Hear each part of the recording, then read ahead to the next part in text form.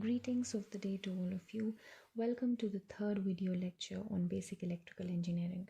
We have also had two online interactive sessions where we have discussed some doubts and solved some numericals together as a class. We now resume discussing the basic concepts of electrical engineering. But before we proceed with this lecture, let's have a quick recap of what we have studied so far. So we started off with discussing about basic quantities of an electric circuit, such as electric charge, voltage, current, power, and energy. We then moved on to discussing the basic elements of an electric circuit, load elements such as resistors, inductors, capacitors, or sources such as voltage or current sources, which are classified as dependent or independent sources. We then started discussing the basics of electrical engineering in the form of some governing laws, such as Ohm's law, which relates the voltage and current in a circuit through a resistor. The basic relationship between a voltage across a resistor and the current through it. Then we moved on to studying the Kirchhoff's current laws and the Kirchhoff's voltage law. We also discussed their applications in the form of circuit analysis. We did some circuit analysis involving both KVL as well as KCL, some Ohm's law where we found out the power delivered by sources and the power consumed by loads. We also saw that in certain cases sources don't just deliver power, they may also consume power in certain cases. Finally, we also solved some problems, and finally we will discuss some more applications of KVL and KCL in solving circuits. So let's first begin with Kirchhoff's voltage law, and one of its applications is the voltage divider rule. In series circuits. So the voltage divider rule tells you that in a series connected circuit, say you have a number of resistances connected in series across a source. So it's a series connected circuit with resistance R1 and R2 and a total applied voltage of say Vt, a net current flowing through the circuit say I, and voltage drops across each resistor being equal to V1 and V2. Right, so this voltage divider rule, which is basically we arrive at the voltage divider rule from KVL itself, it tells you that how does this applied voltage get distributed across resistances R1 and R2 in a series connected circuit. So it gives you the division of the applied voltage across various resistances connected in a series circuit. Now let's start with application of KVL on this circuit. We have minus Vt plus V1 plus Vt is equal to 0, or you can say Vt is equal to V1 plus V2. Now we also know that this current, this circuit is a series connected circuit, so you have a common current flowing through the circuit, let's call it I, and this I is flowing through the resistor R1, producing a drop V1. It is also flowing through R2, producing a drop V2.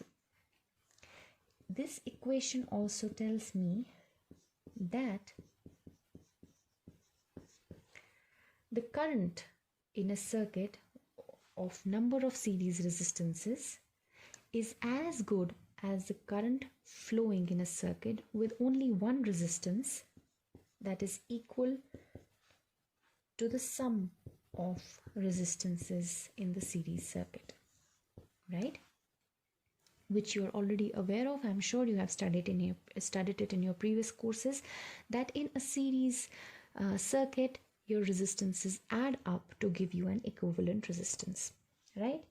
So from here we can find the value of this current. It is simply equal to the net applied voltage divided by the sum of all the resistances. Now if I use this current I to calculate each voltage across each resistor, I get the voltage divider rule. So what is the voltage V1? It is a current flowing in the circuit into the resistor R1. The current flowing in the circuit is Vt upon R1 plus R2, and then you have R1. This is V1. If you have to find out V2, it will be Vt divided by R1 plus R2 into R2.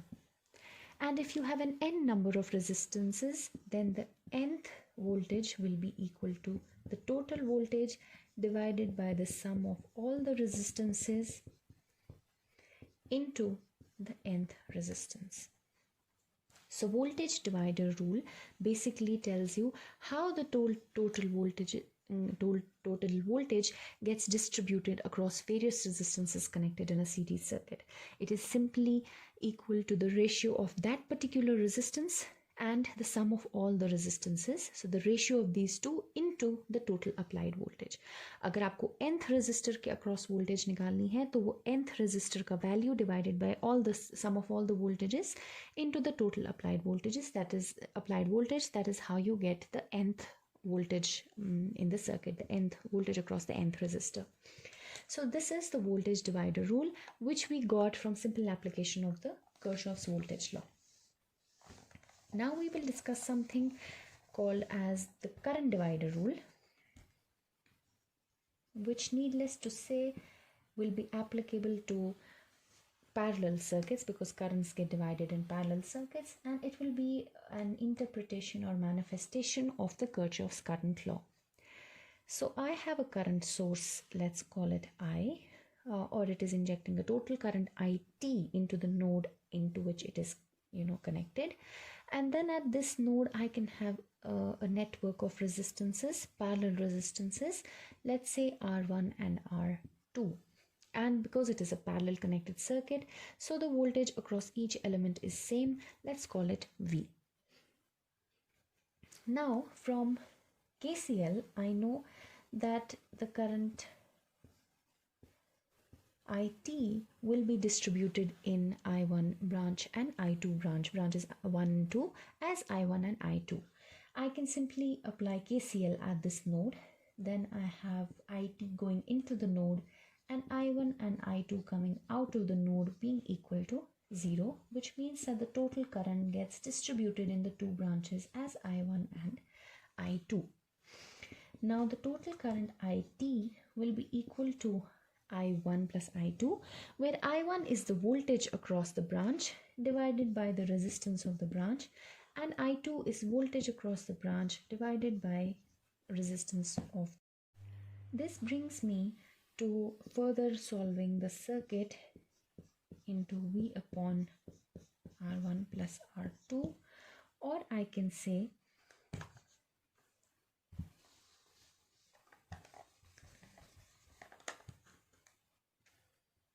IT. So I have IT into R1 R2 divided by R1 plus R2 is equal to voltage V. If I observe this equation, it tells me that in a circuit with net current equal to I and net voltage across the circuit being equal to V, the equivalent resistance for that circuit will be equal to R1 R2 divided by R1 plus R2 if the resistances are connected in parallels.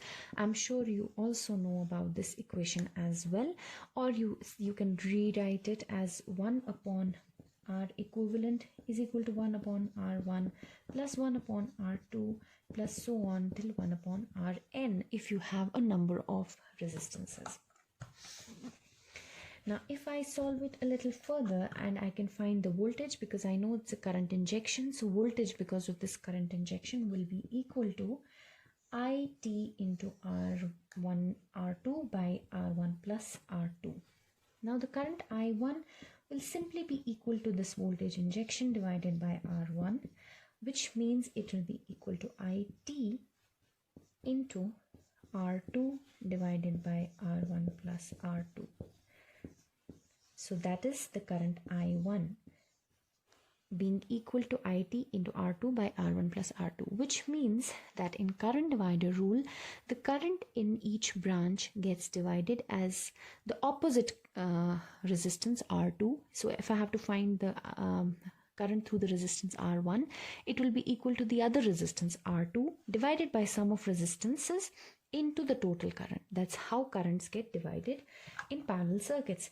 This is I1, and if I have to find I2, then I2 will simply be IT into the other resistance, that is R1, divided by R1 plus R2.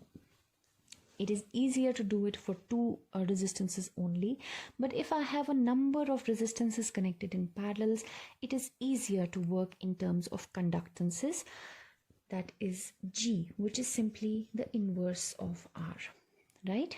So if I want to write this equation I2, I can simply write it as IT. R1 I can write as 1 upon G1 divided by 1 upon G1 plus 1 upon G2. So I can, from here, if I solve it further, I can get I2 is equal to IT into G2 divided by G1 plus G2.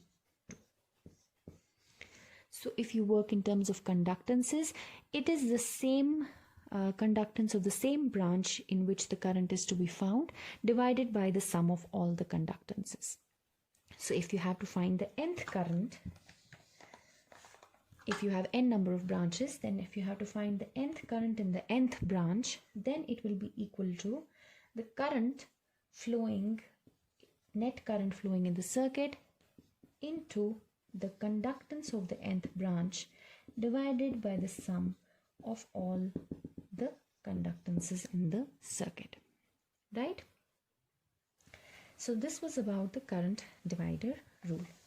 Now let's solve a small problem on finding out the equivalent resistances of a circuit. I'm sure you already have done those for your JEE exams, but it's always good to have quick recaps so your concepts are refreshed. So let's take a small example. I have a network of resistances. So we have a 10 ohm resistance and a 3 ohm resistance like this. This is 10, this is 3, then this is a 6 ohm resistance, then this is a 1 ohm resistance, then this is a 12 ohm resistance,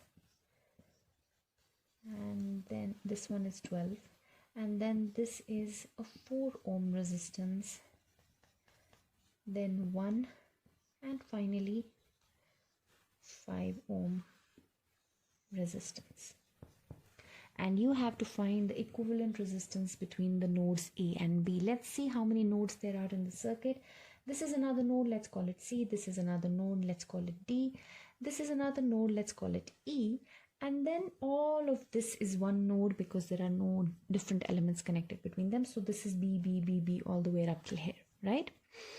If we solve for this circuit, 5 plus 1, they're directly in series, so this makes it 6. Apart from that, you have resistance 12 and resistance 4 connected directly between nodes B and D. So when two resistances are connected across the same nodes, it means they are in parallels. So 12 and 4 are in parallels. So you have 12 into 4 divided by 12 plus 4.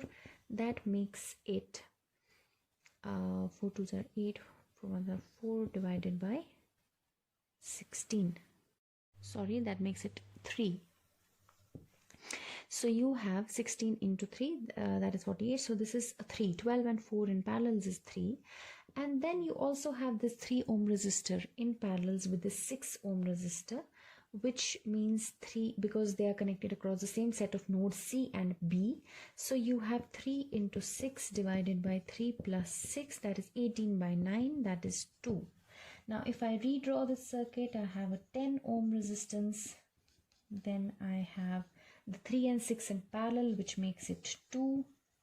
Then I have a 1 ohm resistance, Then I have 12 and 4 in parallel, which makes it 3. And then I have 1 and 6 in series, which makes 1 and 5 in series, which makes it 6.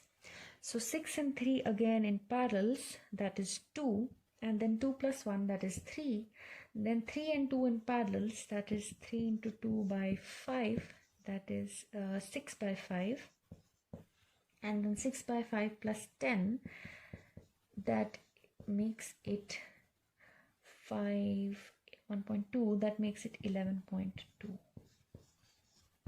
So the total resistance or the effective resistances between node A and B in this circuit is 11.2 ohm. Now sometimes you may have a connection, a type of connection where it is not possible for you to apply, direct series or parallel combinations. I mean a circuit which has neither series combinations nor parallel combinations. Let's take an example. This is a point A.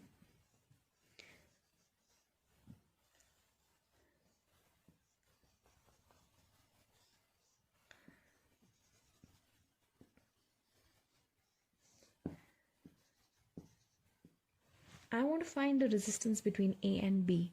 I have different resistances R1, R2, R3. They are neither in parallels nor in series. I mean, especially if I find the equivalent resistance of this group, then that is in series with this particular resistance. But these resistances per se are neither in parallels nor in series. They are in what is known as delta connections. And when you have resistances in delta connections, you can solve them by rearranging these resistances in another fashion or in another way, so that is easier for you to analyze. So what is a delta connection? 3 elements connected in the form of a delta with 3 nodes A, B and C. Let's call this one as B, and C is known as a delta connected resistance. Let's call this resistance as a resistance between C and A. This is the resistance between B and C, and this is the resistance between A and B. So a network with 3 terminals where resistances are connected in the form of a delta. This is a delta network. It may also be called as a pi network because your resistances are connected like a pi point, right? So this is mostly called a delta network or a pi network. You can find an equivalent network with the same 3 nodes A, B and C with some new resistances connected in the form of a Y or a T, like an inverted T or an inverted Y. If you just take this here and take this here, it becomes a T, right? The shape is like a Y, so you also call it Y network, such that the resistance connected to the A point, you can name it as A, that connected to the B point is known as B, and the one connected to the C point is known as C. So this network, which is a delta network, and this network, which is a Y network, you can interchange them. That means you can preserve the 3 nodes A, B and C and replace the resistances, reconnect them like this with some other values, of course, which means like RAB will have a different value than RA, and similarly these resistances will have different values, but you will preserve the nature of that network if you make those reconnections. Now, how do we make these reconnections? That is all about delta-Y transformations or reverse Y to delta transformations. A delta connected circuit, transforming it into a Y connected circuit. Suppose you have a delta connected circuit like that. Most commonly you tend to implement or transform delta connected circuits as Y connected circuits because Y connected circuits usually are easier to solve. So if you want to connect a delta connected circuit as a Y, reconnect it as a Y connected circuit between the same three nodes, how do we make this change. Now let's see the points A and B. Let's take these points A and B out. Now in this circuit, the resistance between RAB, the points A and B, in a delta connected circuit, right? The resistance RAB delta, please do not confuse it with RAB. It's the resistance between, equivalent resistance between the A and B points. This resistance is simply equal to the RAB resistance, right? In parallel with the series combination of RBC and RCA, because these are in series, and then the net resistance is in parallel with RAB. If I solve it further, I get RAB delta is equal to RAB into RBC plus RCA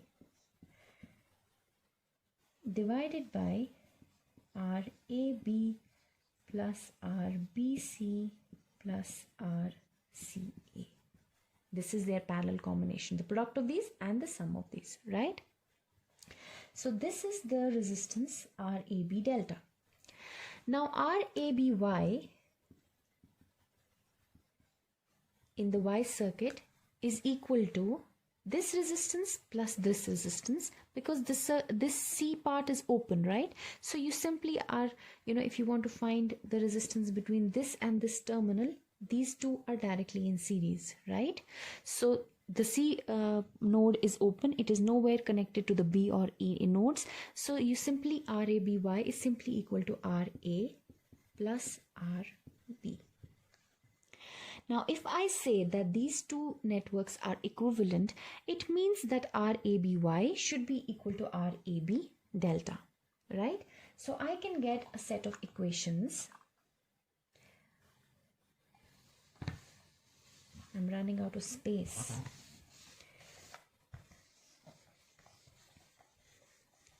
So I can get a set of equations, that is RA plus RB is equal to RAB into RBC plus RCA divided by, I'm just equating RABY to RAB delta, divided by RAB plus RBC plus RCA.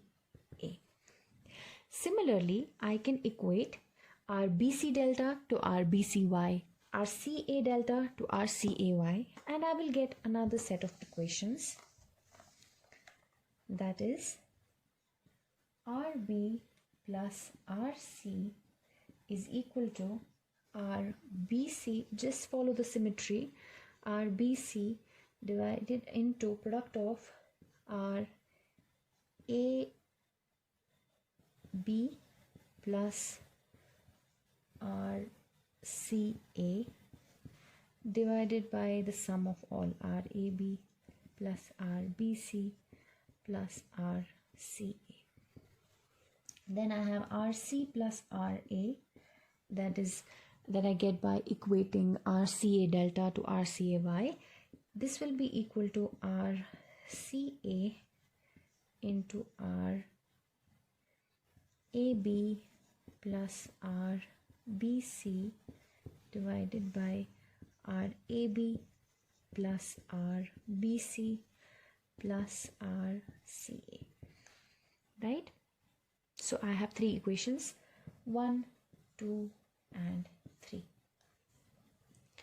So if I subtract 2 from 1, I will get RA minus RC, right? And then I already have an equation in terms of RC plus RA, and I will have another equation between in terms of RA and RC. This and this I can use and then further solve. So I subtract 2 from 1, this minus this. So let's see what I get. I get the fourth equation, which is 1 minus 2, which is RA minus RC is equal to RAB RBC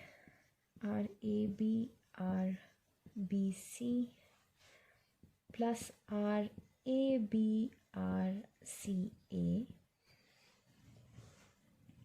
minus RBC RAB minus RBC RCA whole divided by the sum of the three resistances, that is RAB plus RBC plus RCA. So if I just observe RBC RAB, this and this goes. So I have my fourth equation, which I got from subtracting 2 minus 1, as this is my new fourth equation. It is RA minus RC is equal to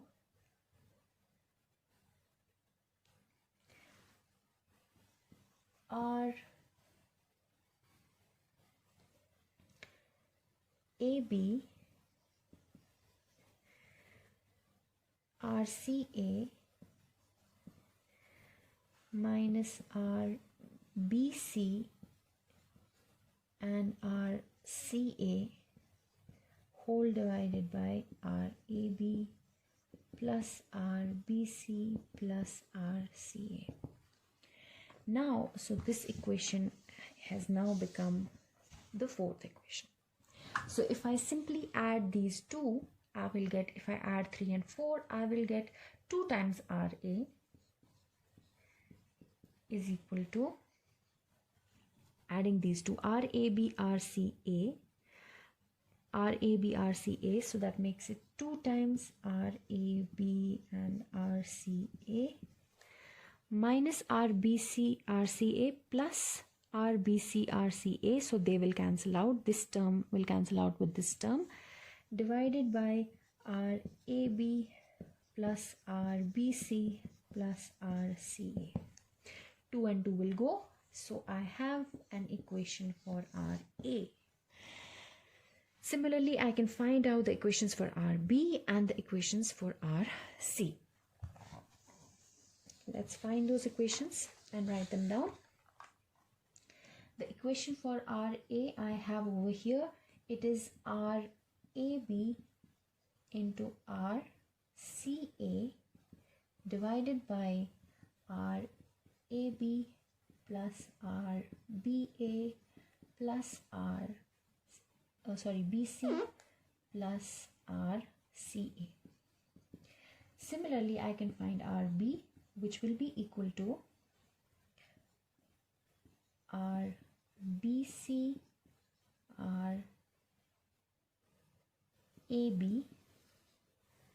divided by RAB plus RBC plus RCA.